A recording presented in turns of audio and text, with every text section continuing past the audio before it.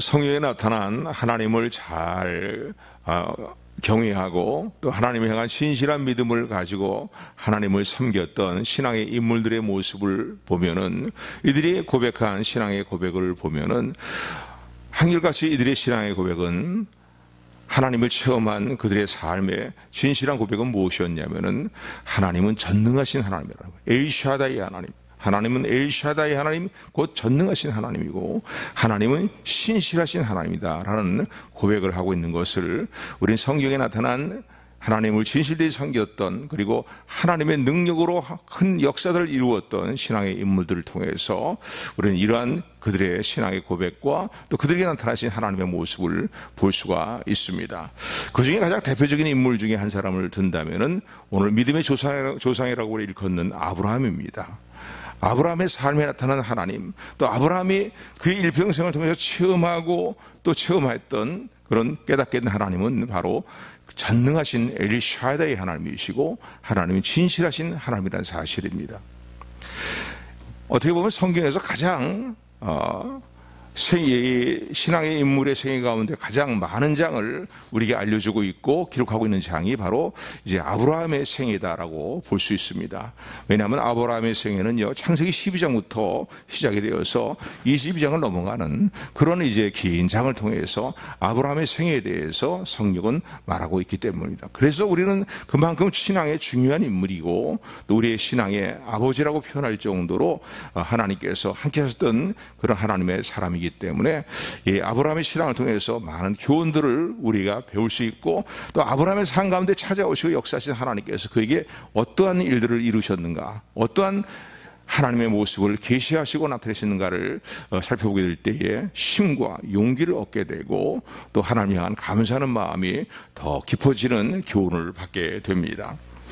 오늘 12장의 말씀을 보게 되면 창세기의 본문의 말씀 17장의 말씀을 우리가 이제 정했지만은, 오늘 이 12장의 말씀을 보게 되면 아브라함의 생애를 우리가 천천히 살펴보면서요, 아브라함의 생애에 찾아오신 하나님, 그 하나님은 어떻게 아브라함의 삶에 역사를 하셨는가를 통해서 우리는 하나님의 그 전능하신 능력과 하나님의 신실하심에 대해서 참으로 감사할 수 있고, 그 아브라함과 함께 하셨던 하나님이 곧 나의 하나님이라는 사실을 더욱더 감사함으로 온전한 믿음으로 붙드는 우리 모두가 되기를 주님의 이름으로 축원을 드립니다.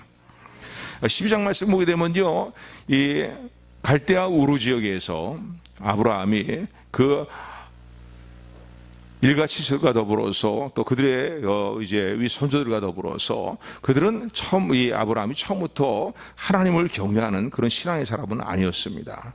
우상을 섬기는, 그리고 우상을 만들어 파는 그러한 이제 업에 종사하는 그러한 가문의 사람이었다라고 볼 수 있겠는데, 아브라함이 하나님의 부르심을 받게 되었습니다. 어느 날 하나님께서 아브라함에게 찾아오셔서 하시는 말씀이 12장 1절에 기록이 되어 있는데, 너는 본토 아비 친척집을 떠나가라는 거야. 떠나고 그리고 내가 너에게 지시할 땅으로 가라라고 하나님은 아브라함에게 찾아오셔서 말씀을 하십니다. 여호와 하나님께서 이러한 이제 아브라함에게 지시를 하게 될 때에 하나님은 이렇게 말씀하십니다. 만약 네가 나의 말을 믿고 순종하여서 따르게 되면은 너로 큰 민족을 이루게 할 것이다. 그런가 하면 너에게 복을 주어서 너의 이름을 심히 창대케 할 것이고 너는 복의 근원이 되는 존재가 될 것이다. 너를 축복하는 자는 내가 축복하여 복을 내리고 너를 저주하는 자에게는 내가 저주를 내리리니 땅의 모든 족속이 너를 인해서 복을 얻을 것이다 라는 그런 이제 약속을 말씀하시고, 그리고 아브라함에게 우상을 섬기는 그 땅에서 또 본토 아비 친척집을 떠나서 하나님이 지시한 땅으로, 약속의 땅으로 가야 될 것을 하나님이 말씀하십니다. 아직까지는 뭐 그 땅이 약속의 땅이라고 얘기할 수는 없겠지만은요, 하나님께서 지시하는 땅으로 가라라고 그렇게 말씀합니다.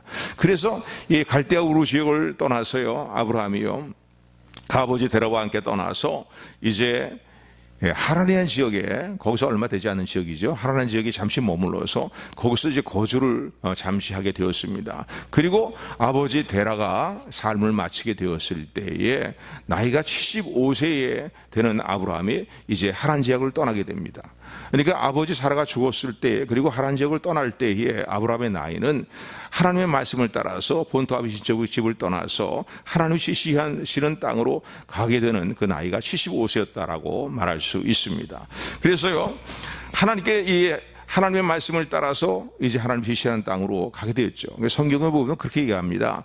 아브라함이 갈 바를 알지 못하고 어딘지 하나님이 명확히 말씀하지 않으셨지만 그냥 하나님이 인도하시는 그 이제 땅으로 한 걸음 한 걸음 따라 나갔다는 거야.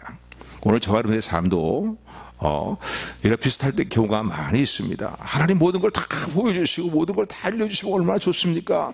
하나님이 어떻게 어느 땅으로 나를 인도하실 것인지, 어떤 지역으로 나를 인도하실 것인지, 나의 삶을 어떻게 삶에 어떻게 행하실 것인지 막 청사진을 보듯이 다 알려주시면 얼마나 좋겠어요, 하나님. 우리 그런 마음을 가질 때가 참 많은데 그냥 하나님을 믿고 신뢰하고 한 걸음 한 걸음을 따라갈 때에 하나님께 세우신 복된 삶의 자리에 우리를 세우시는 하나님의 역사가 반드시 나타남을 믿으시기를 주님으로 축원을 드립니다. 그래서 이제 가나안 땅에 이르게 되었어요. 그리고 이 세겜 땅 모래 상수리 지역에 이제 이르게 되었는데, 그때 하나님이 다시 또 아브라함에게 나타나십니다. 나타나셔서는 하시는 말씀이 뭐냐면요, 하나님 다시 약속을 하시는데 어떤 약속을 하시냐면 이 땅을, 이 가나안 땅을 너와 내 자손에게 이제 내가 기업으로 주리라라고, 그렇게 내 자손에게 주리라라고 그렇게 말씀을 하십니다. 그러고서 이제 하나님의 그 약속하신 그 가나안 땅에서 너와 내 후손에게 이것을, 이 땅을 주리라 하신 약속한 땅에서 이제 아브라함이요 그 땅에 거주하게 됩니다. 거주하게 되는데 그 땅은 뭐예요? 하나님의 약속이 있는 땅이에요. 너에게 기업으로 줄 것이라고 약속하신 땅입니다. 근데 그 땅에 이제 거주하고 있을 때 기근이 이제 있게 되었어요. 그래서 기근 때문에 더 이상 그 가나안 땅에 이제 머물러 있을 수가 없는 그런 상황이 되고 말았습니다. 그래서 기근을 피해서요 애굽 땅으로 내려가게 됩니다. 애굽 땅으로 내려가게 될 때에 그때 우리가 잘 알고 있는 제가 여러 번 말씀드렸지만은요, 이제 자기 아내 사라가 아름다운 여인이기 때문에 이방 지역에 가게 되면은 그 사라 때문에, 자기 아내 때문에 자신의 생명이 위협이 있을 것 같은 생각이 들어서 아내와 이제 사라와 함께 이제 말을 맞추게 됩니다. 뭐라고 말을 맞추냐면은 그대는 나의 누이라고 하라. 그리하면 내가 그대로 인하여서 안전하고 내 목숨이 그대로 보존될 것이다라고 그렇게 이제 아내에게 이제 요청을 하게 되었고, 그래서 말을 맞추고서는요 애굽 땅에 내려갔는데 정말 사람들이 아브라함의 아내를 보면서요 정말 아름다운 여인이다 말이죠. 그 사라를 보면서 아름다운 여인이라고 뭐 사람들이 막 그냥 소문이 널리 퍼지기 시작한 거예요. 그러니까 바로 왕이요 그 얘기를 듣고서는 사례를 봤어요. 이제 여태까지는 아직 이름이 사라가 아니라 사레라는 이름을 가지고 있었는데, 그래갖고 그 여인을요 뭐 아브라함의 부인이 아니고 아내가 아니고 아브라함의 여동생이라고 하니까 이제 애굽 왕 바로가 사례를 이제 자기 여인으로 취하게 됩니다.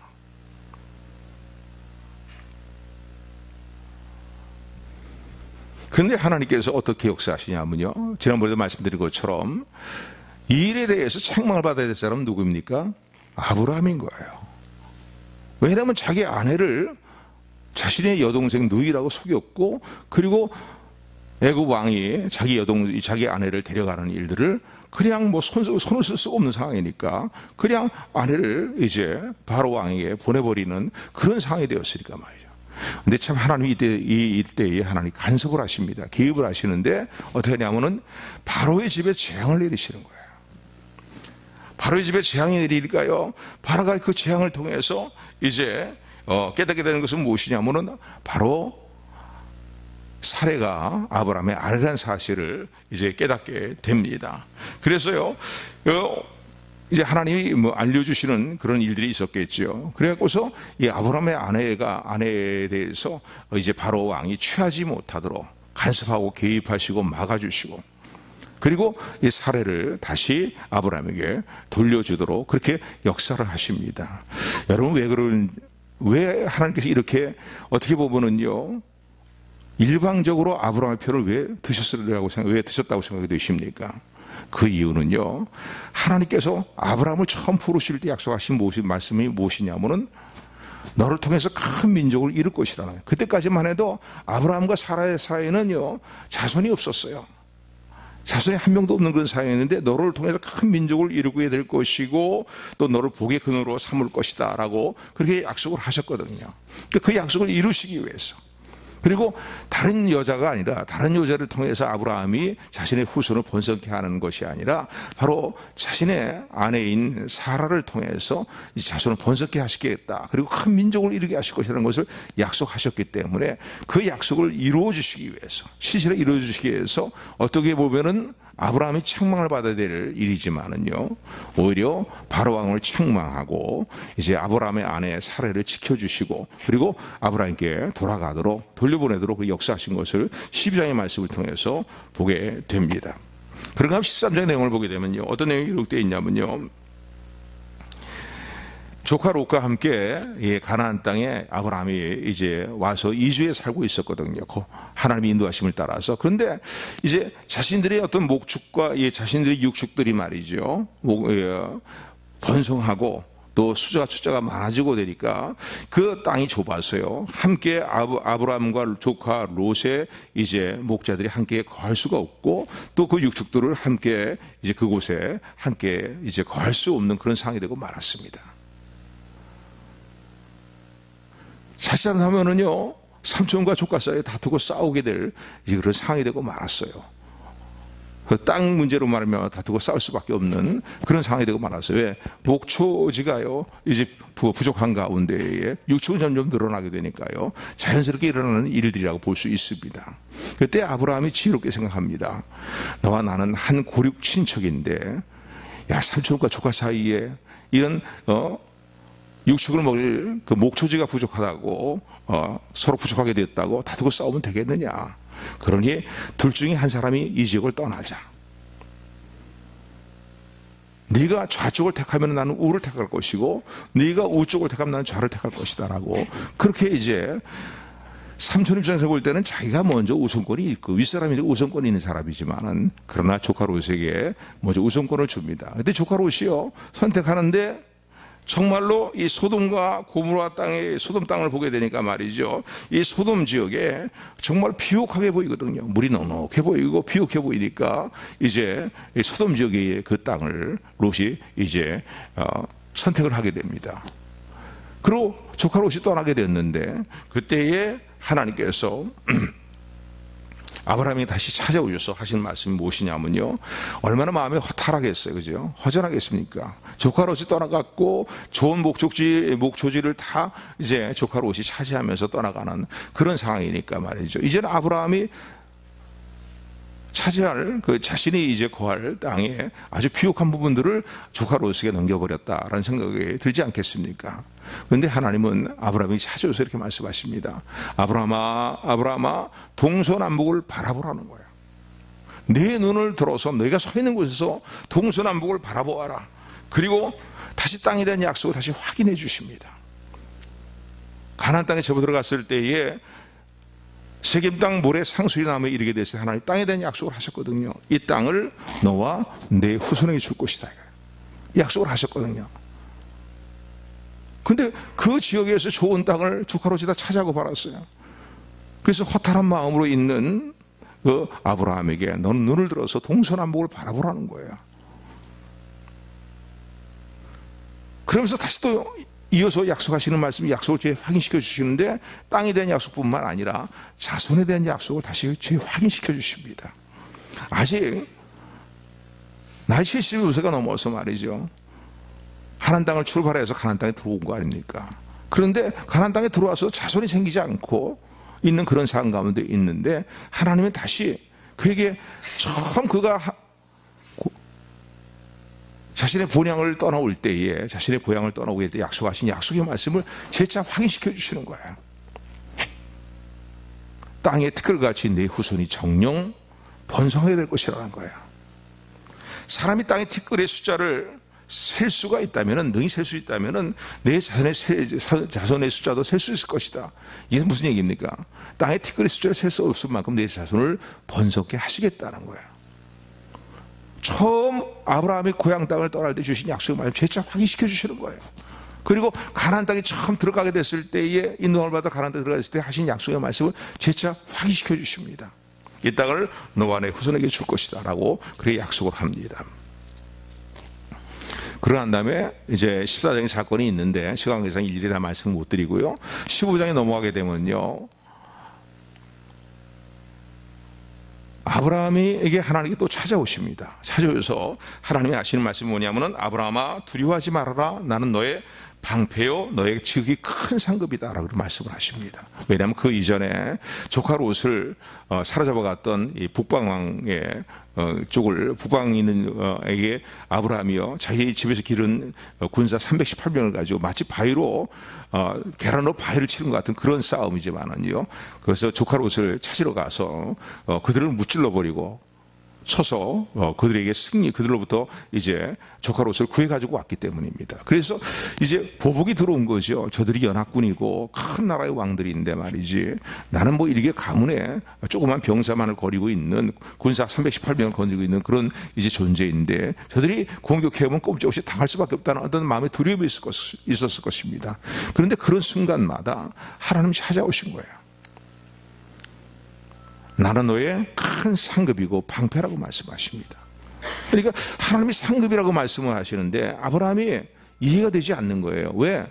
하나님이 나의 큰 상급이라면은 내 고향 땅을 떠나면서 하나님 말씀에 갈 바를 알지 못하고 하나님의 말씀을 신뢰하고 믿고 따라왔는데, 처음 떠날 때 하신 약속이 뭐 이루어진 게 뭐가 있냐 이거예요. 그래서 하나님께 묻습니다. 하나님, 내게 무엇을 주려고 그런 말씀을 또 하십니까? 하나님 나의 큰 상급이시라면서요. 나를 뭐 방패가 되어서 지켜주신다는 사실은 뭐 그런 어느 정도 뭐 내가 또 수긍할 수 있지만은요, 하나님 고향 땅을 떠나서 가나안 땅에 온 지 자손이 한 명도 생기지 않습니다. 한 명도 없습니다. 그런데 어떻게 나를 통해서 큰 민족을 이루시겠다고 그렇게 약속을 하십니까? 여태까지 내가 자식이 없는 무지한 상태에 있지 않습니까? 라고 이렇게 얘기하면서요. 그래서 내 후손으로 이어갈 상속자에 대해서 나는 다메섹 엘리에섹이라는 사람, 우리 집에서 키운, 아마 이제 아브라함의 가정에 있어서의 뭐 종의 아들이 아니었겠는가 생각이 됩니다. 이 사람을 내 상속자로 삼아서 이제 후계를 잇도록 그렇게 할 계획입니다라고 말씀을 합니다. 그때 하나님이 아니라는 거예요. 그러면서 아브라함을 데리고 나와서는요, 아브라함을 이제 하나님께서 밤에 이끌고 바깥으로 나가십니다. 밤하늘에 수많은 별들이 막 영롱이고 있는 거예요. 빛나고 있는 거예요. 근데 수많은 별들이 오늘날도 그렇지만은요, 정말 맑은 밤하늘을 보게 되면 그 하늘에 있던 수많은 별들의 숫자를 어떻게 일일이 다 셀 수 있겠습니까? 하나님 다시 약속을 하시는 거예요. 실물 교육시켜 주시는 거죠. 실물을 교육시키면서 약속하시는 거예요. 보라 아브라함아 말이죠. 저 밤하늘에 수많은 별들 네가 셀 수 있겠느냐?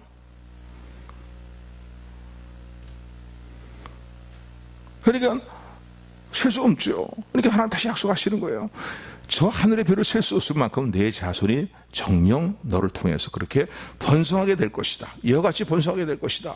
라고 그렇게 말씀을 합니다.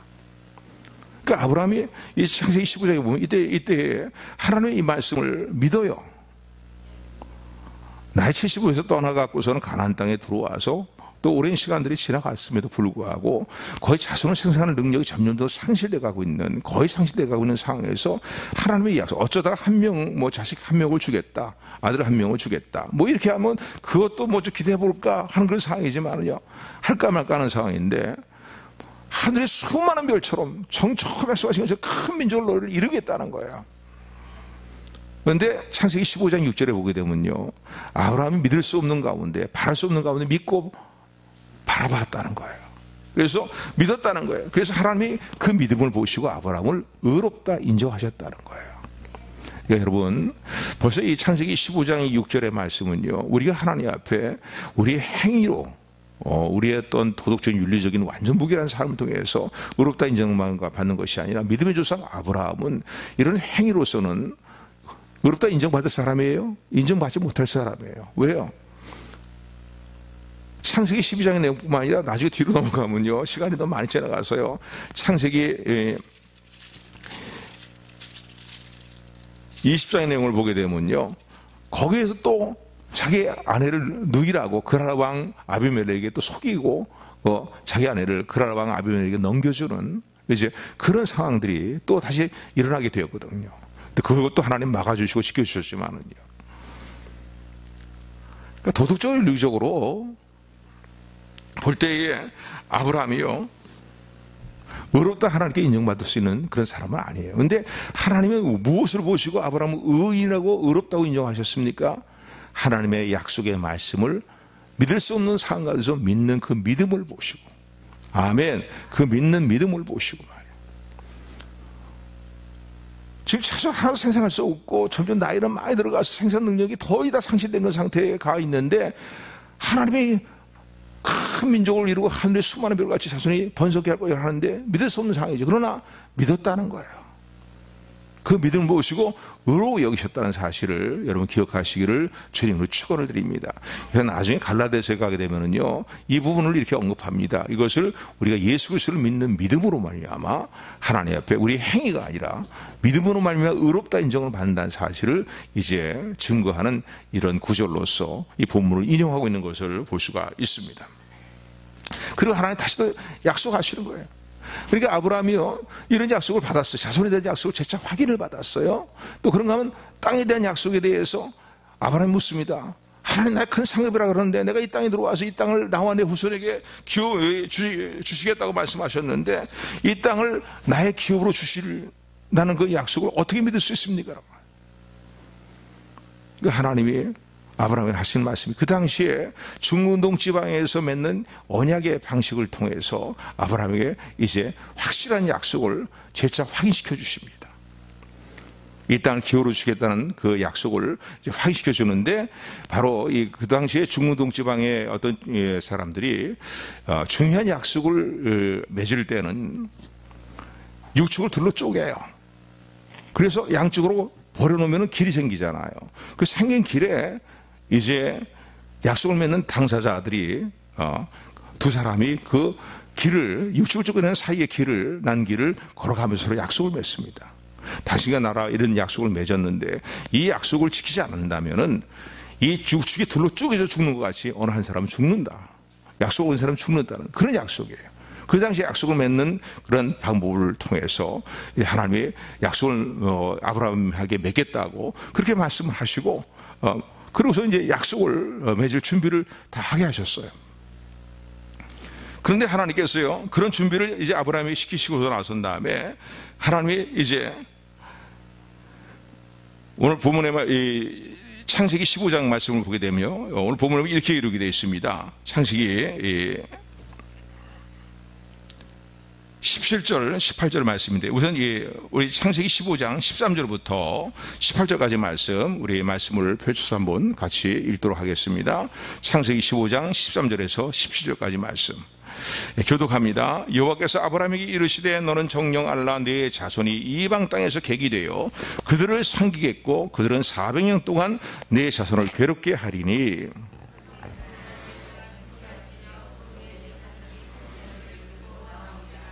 너는 장사하다가 평안히 조상에게로 돌아가 장사될 것이요,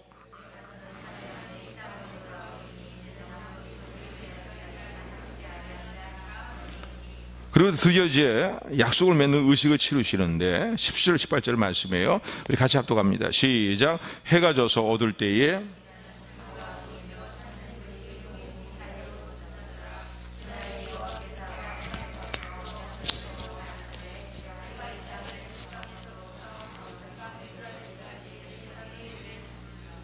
그래서 전에도 한번 말씀드렸지만요, 하나님이 자신의 생명을 걸고 맺으시는 약속이라고 볼 수 있습니다. 이 약속은 생명을 걸고 맺는 약속이에요. 그 당시에 약속의 방법이니까요. 그런데 아브라함은 하나님이 이제 나타나시기를 기다리고 있다가 잠들어 버리고 말았다는 거예요. 그런데 아브라함이 잠들었을 때 어두울 때에, 해가 좀 어두울 때에 연기 나는 풀무가 보이면서 타는 횃불이 쪼갠 사이를 지나가더라라고 10절에 보면 기록이 되어 있습니다. 무슨 말씀입니까? 생명을 걸고 맺은 약속을 하나님이 홀로 맺으셨다는 거예요. 아브라함 잠들어 있고 그런 사이에 하나님께서 그 쪼갠 고기 사이를 지나가시면서 약속을 타는 횃불의 모습으로 지나가시면서 약속을 맺으셨다는 거예요. 그러면서 하나님 다시 약속을 확인시킵니다. 정녕 이 땅을 너에게 기업으로 줄 것이라는 거예요. 그래서 18절에 보면 그날에 여호와께서 아브라함으로 더불어 언약을 세워, 아브라함은 자고 있는데요, 하나님 홀로 맺힌 임의로 맺힌 언약이라고 볼 수 있겠죠. 더불어 언약을 세워 가라되 내가 이 땅을 애굽 강에서부터 그 큰 강 유브라데까지 내 자손에 주노라 하면서 다시 땅에 대한 약속을 되차 확인시켜 주십니다.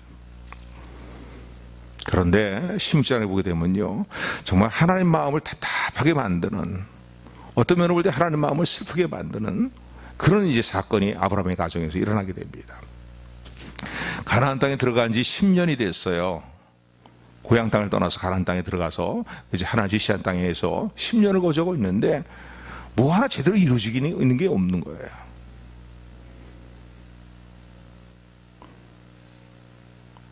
그러니까 이 사레와 아내 사레와 아브라함이 이런 생각을 하게 됩니다. 야, 여기 땅에 와서도 자손을 번성케 하고 큰 민족을 이루시겠다고 말씀하셨고, 하나님께서 하늘의 수많은 별같이 땅의 티끌같이 내 자손이 번성케 하고 이렇게 약속하셨는데 아직 자손이 하나도 생기지 않으니 이건 안 이루어질 것 같다라는 생각이 아마 같이 들었던 모양입니다. 창세기 15장은 15장 6절은 전혀 다른 상황이라고 볼 수 있겠죠. 마음의 상태라고 볼 수 있겠죠. 그러니까 하나님은 약속을 신뢰하는 믿음이 흔들리기 시작한 거죠. 그래서 사라가 이렇게 제의합니다. 여보, 아무래도 우린 점점 이제 자손을 생산하는 능력이 없는데 당신 나이가 더 들면은 지금도 자손을 생산하는 것이 불가능한 그런 상황이지만은 정말 불가능한 상황이 될 것일 것 같으니까 우리 그 애굽 땅에서 데려온 여종 하갈이 있지 않습니까? 그 하갈을 당신이 취해서 그 여종을 통해서 자손을 생산합시다. 그리고 거기서 태어난 자손을 우리의 후계자로 삼고 우리의 상속자로 삼읍시다 라는 그런 제의를 하게 됐어요.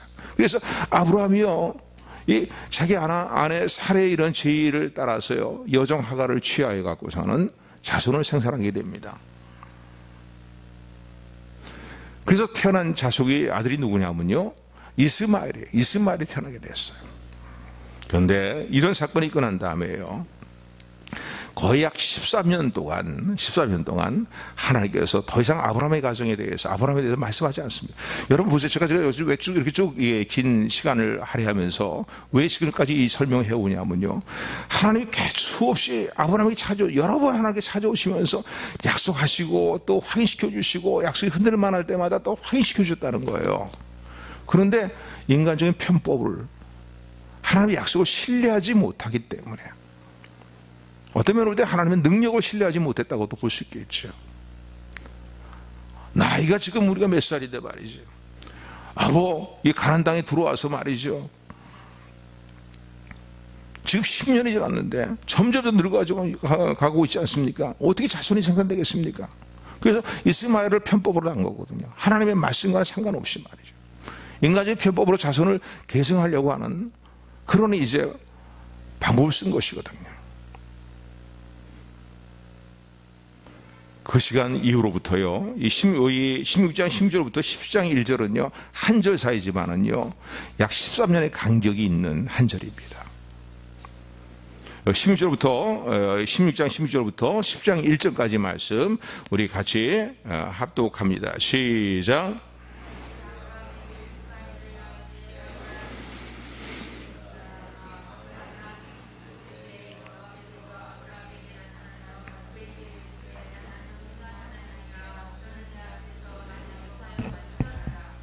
아멘.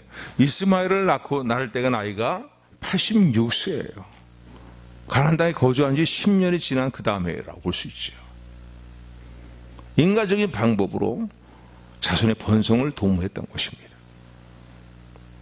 하나님의 약속을 신뢰하지 못했고 하나님의 전능하신 능력을 신뢰하지 못했던 것을 볼 수 있습니다. 여러분, 하나님 전능하신 능력을 믿으십니까?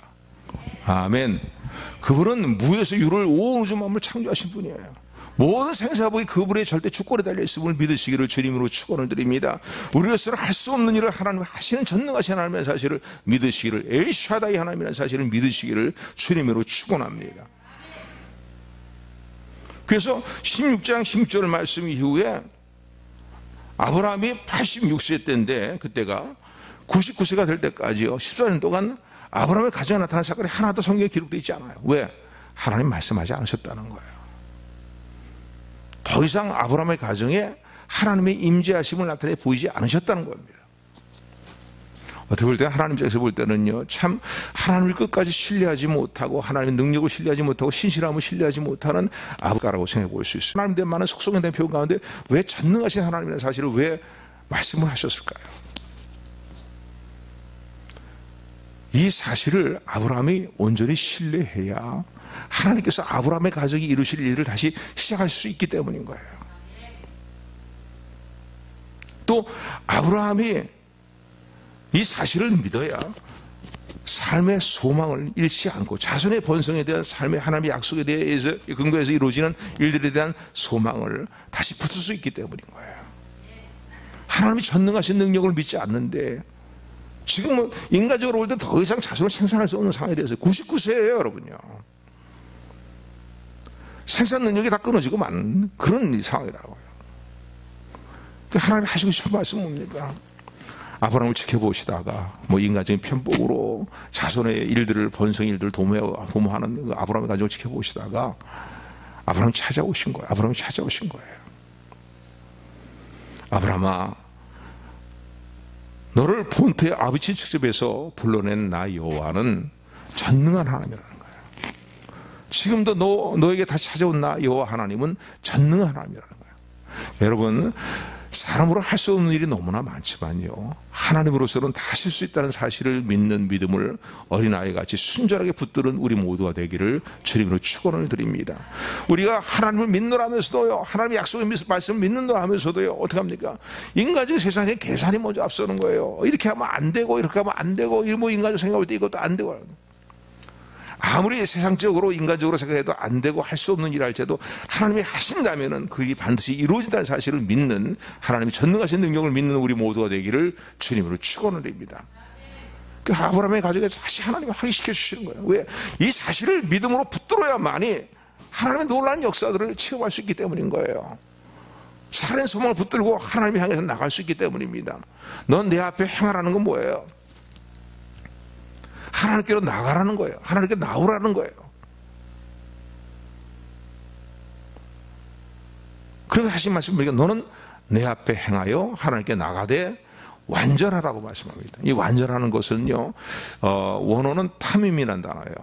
히브리어로 보면 탐임이라는 단어인데, 이 탐임이라는 단어는 이 구약에 쓰여진 용례를 보게 되면은 구약 시대 때에 모세를 통해 하나님께서 제사 제도를 이제 언급하실 때에 드려지는 제물에 대해서 탐임이라는 단어를 씁니다. 이게 뭐냐면 흠이 없는 제물이라는 거예요. 티가 없고 흠이 없다는 거야. 또 그런가 하면 이 구약의 신앙 인물 가운데 노아에 대해서 언급하는 내용을 보게 되면 당대의 의인이요 라고 그렇게 노아에 대해서 완전한 자다라고 표현을 하고 있습니다. 완전한 자라고 표현하고 있어요. 그러니까 흠이 없고 티가 없는 모습이라는 거예요. 흠이 없고 티가 없는 제물과 같이 그런 모습이 되어서 나를 향해서 내게로 나오라는 거예요. 완전하라, 탐임, 이런 단어에는요, 뭐 많은 내용들이 포함되어 있을 것입니다. 그죠? 너의 삶이 성결해야 된다. 하나님을 경외하고 하나님께 소망을 두는 너의 삶이 성결해야 될 것이다. 의로운 삶을 늘 도모해야 될 것이다. 뭐 정직한 삶을 도모해야 될 것이다. 하나님의 거룩함을 닮아가는 삶을 도모해야 될 것이다. 이런 내용이 다 포함되어 있죠. 여기에는요. 완전하라 라는 표현도 있지만, 그러나 하나님 특별히 강조하시는 내용을 우리 놓치지 말아야 됩니다. 그건 뭐냐면요, 나를 신뢰하는 믿음을 온전히 가지라는 거예요. 나를 온전하게 신뢰하라는 거예요. 이랬다 저랬다가 말이에요.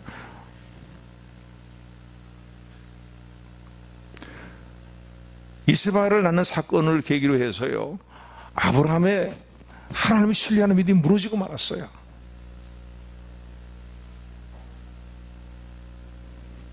왜냐면요,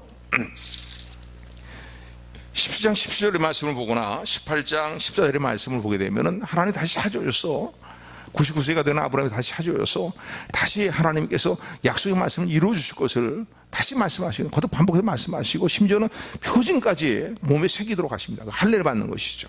이름까지 바꿔주십니다.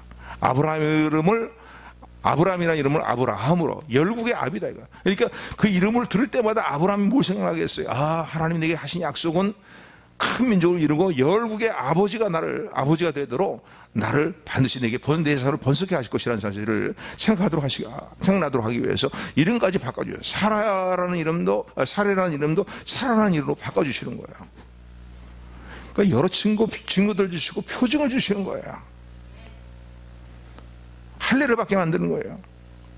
근데 할례를 받으면서, 할례는 남자의 생식기에 받는 거 아닙니까? 근데 그걸 통해서 그것을 볼 때마다 아브라함이 생각하는 건 뭐겠어요? 야, 하나님이 나에게 지금은 자손이 없고 아들이 하나도 없다 할지라도 큰 민족을 이루게 하신 약속을 약속하셨다. 그러니까 그 약속을 정녕 이루어 주실 것이라는 거죠. 근데 이 약속을 다시 재차 또 찾아와서 언급하시는 거예요. 너무나 좋으신 하나님이에요. 너무나 신실하신 하나님이에요. 아멘, 아멘. 여러분이 만약 저와 여러분들이 하나님이라면요, 끝까지 아브라함 더 이상 내가 상관하지 않는단 말이지. 그토록 내가 찾아가서 수없이 아브라함에게 가서 나타나서 약속하고 또 확인시켜주고 약속하고 실물 교육까지 시켜주고 밤하루에 수많은 별들을 볼 때마다 상나게 만들고 그렇게 했는데도 나를 신뢰하지 못해? 나를 신뢰하는 믿음이 이 모양이야? 그런데 이스마엘 사건 이후로요, 약 10여 년 동안 하나님 침묵하실 때 아브라함 믿음의 상태는 결국 어떻게 됐냐면요, 창세기 17장 17절과 18장 14절의 말씀처럼 아브라함과 사라의 믿음은요, 하나님이 전능하신 능력을 신뢰하지 못하는 믿음으로 무너지고 만 거예요. 창세기 15장 6절의 말씀은 믿을 수 없는 가운데서도 하나님이 약속 말씀하시니까 아, 하나님 믿습니다라고 했거든요. 근데 그 믿음이 다 무너지고 만 거예요. 오늘 이 아침에도 하나님의 말씀을 듣는 이 자리에 나와 있는 성도들 가운데에 하나님의 약속의 말씀을 신뢰하던 그 믿음이 무너지지는 않았습니까? 그러니까 아브라함 나름대로의 마음에 18년 동안에 마음에 많은 수많은 갈등이 있었던 거지요. 하나님 더 이상 찾아오지 아니하시고 말씀하지 아니하시고 계시하지 아니하시고 하는 것, 그것도 고통스러운데 아브라함 자신의 믿음을 볼 때에도 이건 너무나 그런 거예요. 무너져 내리는 상태인 거예요. 하나님 자손을 주겠다 재차 약속하셨는데도 어떻게 해요? 17장 10절 말씀이라든가 18장 14절의 말씀 보면은요, 내 나이가 지금 몇 살인데요, 하나님. 그러면서 속으로 웃어요.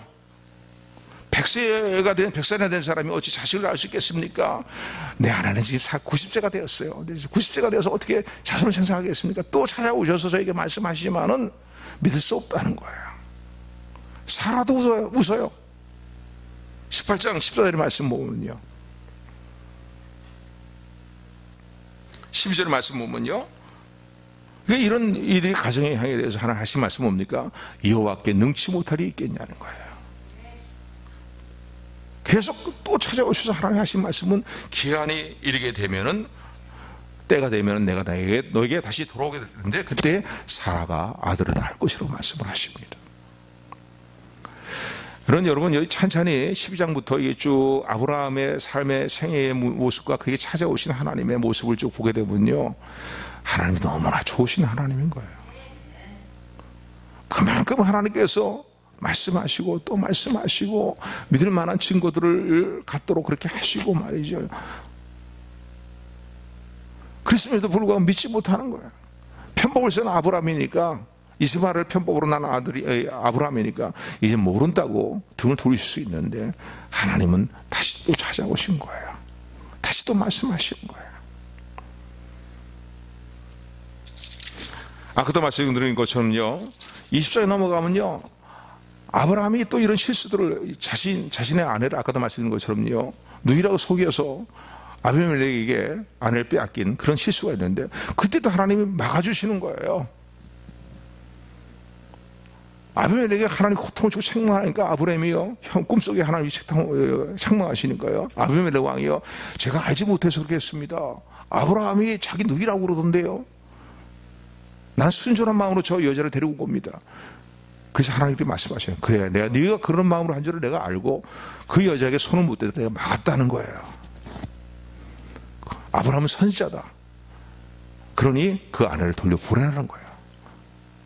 그리고 그가 너를 위해서 기도하면은 그 모든 너의 허물을 다 하나님이 풀어주시겠다고 말씀하고 있습니다.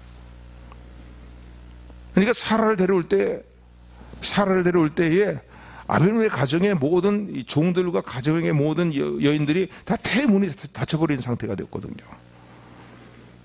그래서 아브라함이 사례를 돌려보내고 아브라함이 그들을 위해 기도하게 될 때에 그들의 태문도 열리게 되었다라는 것을 20장에서 말해주고 있습니다.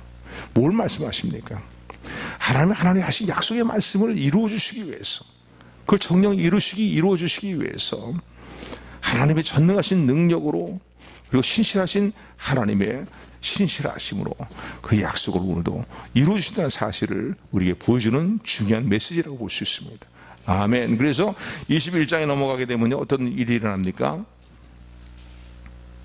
21장 1절부터 2절 말씀 같이 합독합니다. 1절부터 5절까지, 21장 1절부터 5절까지 말씀 같이 합독합니다. 시작.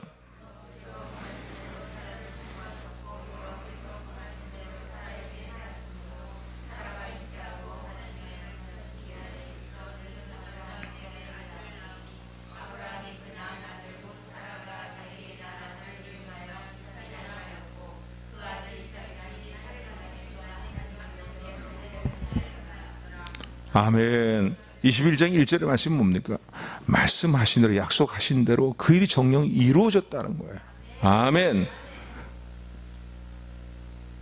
아브라함은 편복까지 쓰면서 하나님의 신실하신과 전능하신 능력을, 신실하심을 신뢰하지 못했지만은요, 하나님은 아브라함을 버리지 않고 아브라함의 가정을 떠나지 아니하시고 하신 약속의 말씀을 정령 이루신 것을 볼 수 있습니다. 그래서 이삭을 통해서 야곱으로 이어지고 또 야곱의 12아들을 통해서 이루어지는 큰 나라와 이루어지게 된 것을 우리는 아브라함의 생애를 통해서 또 이스라엘 역사를 통해서 너무나 잘 알고 있습니다.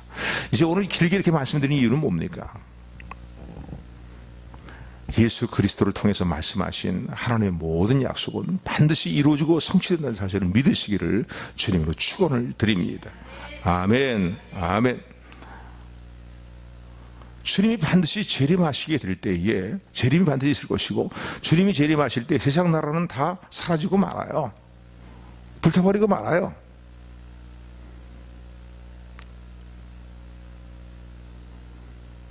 물론 시선이 이제 천년왕국의 문제가 이제 걸려 있지만은요, 천년왕국이 지나고 난 다음에 새하늘과 새 땅이 우리에게 임하게 돼 있어요. 성경이 계획한 게 지금 하시는 말씀인 거예요. 뭘 말씀드리고자 하냐면요, 세상 나라들은 언젠가는 다 멸망하고 말 것입니다. 아무리 강대국이라 보이는 큰 나라들도요, 언젠가는 다 멸망하고 맙니다. 그러나 다니엘서에서 예언하고 있는 말씀처럼요, 사람의 손으로 의해서 세워진 나라가 아니야, 뜬 돌이 아니라 하나님에 의해서 뜬 돌이 큰 우상, 세상 나라를 상징하는 우상을 쳐서 무너뜨리고 태산을 이루는 것처럼 우리 주 예수 그리스도의 나라가, 영원한 나라가 이 땅에 굳건히 세워지게 될 것을 여러분 믿으시기를 주님으로 축원을 드립니다. 이 사실을 믿어야 되는 거예요. 왜? 하나님의 모든 약속의 말씀은 반드시 이루어지고 성취되기 때문입니다. 그분의 전능하신 능력으로 이루어지고 성취될 뿐만 아니라 신실함으로 반드시 이루어질 것을 믿으시기를 주님으로 축원을 드립니다. 오늘 저 여러분들이 예수님 믿고 거듭난 이후에 갖고 있는 우리의 마음의 비전과 우리의 마음의 간절한 살아낸 소망이 뭡니까? 하나님 나라예요. 하나님 나라. 영원한 하나님 나라예요. 그 영원한 하나님 나라에서의 영생 복을 누릴 뿐만 아니라 왕 되시는 예수 그리스도의 다스림과 통치 가운데 의와 평강과 희락이 넘치는 그 나라의 백성으로서의 삶을 살아가는 것이에요.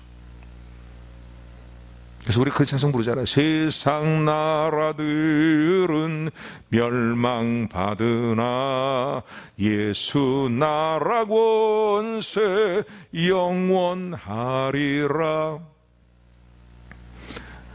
예수님을 나의 그리스도로 믿는 믿음 생활을 해나가면서 어려울고 힘든 일이 있습니다. 그러나 여러분 다시 한번 붙으십시오. 굳건히 붙으십시오. 우리에게는 예수를 통해서 이루실 하나님의 신실한 약속들이 있다는 사실을 놓지 말고 붙드는 저 여러분들에게를 소원합니다. 살아있는 소망이 있음을 놓지 말고 붙드시기를 주님으로 축원을 드립니다. 이 소망만 놓치지 않고 있다면요, 우리 다시 일어날 수 있는 거예요. 아멘. 또 하나 중요한 것은요, 오늘 본문의 말씀 17장에서 말씀하고 계시는 10장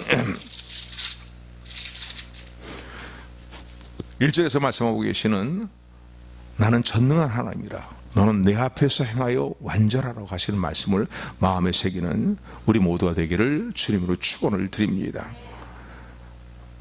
완전한 단어에 대해서 아까 설명을 드렸어요. 여러 의미를 포함하고 있지만은요, 하나님 백성다운 내가 성결하고 거룩한 삶을 살아라는 일들을 늘 도모해라, 또 하나님 앞에 늘 정직한 결단을 해라, 거룩한 삶의 일들을 결단하라, 이런 내용이 다 포함되어 있죠. 그런데 특별히 아브라함의 생애에 특별히 강조되는 말씀은 무엇입니까? 나를 끝까지 신뢰하라는 거예요. 사랑 따라 사랑하더라, 나를 신뢰하라는 거예요. 그냥 어쩌다 믿었다가 말았다 하지 말고. 아브라함의 생애를 보면 그렇잖아요. 15장에서 믿었는데 16장에 넘어오니까 편법을 쓰잖아요. 믿지 못하잖아요. 그러니까 하나님 거기에 대해 하시는 말씀이에요. 너는 완전하라. 네가 나를 신뢰한다면 끝까지 신뢰하라는 거예요. 온전하게 신뢰하라는 거예요. 하나님의 모든 약속의 말씀과 하나님의 돌아보시는 사랑과 은혜와 이 모든 것들을 온전히 신뢰하는 저 여러분들에게를 소원합니다. 하나님이 하시면 되는 거예요. 아멘. 아멘.